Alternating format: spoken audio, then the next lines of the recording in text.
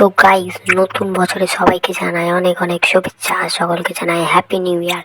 তো নতুন বছরে আবার নতুন প্রতিবারের মতো আবার উদ্যোগ নিয়ে প্রতি বছরে শেষে একটা করে ব্লগ ছাড়া আমি সেই আবার বছরের শুরুতে একটা ব্লগ শুরু করে দিলাম। তো এই যে দেখো, রেডি হয়ে আমি এখন যাব বাজারে।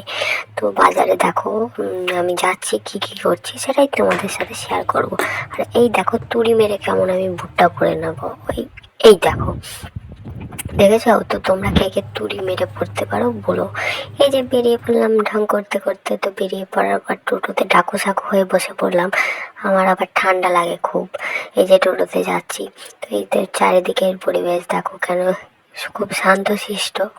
শান্তশিষ্ট ছিল না, টোটোর ভম আওয়াজ ছিল।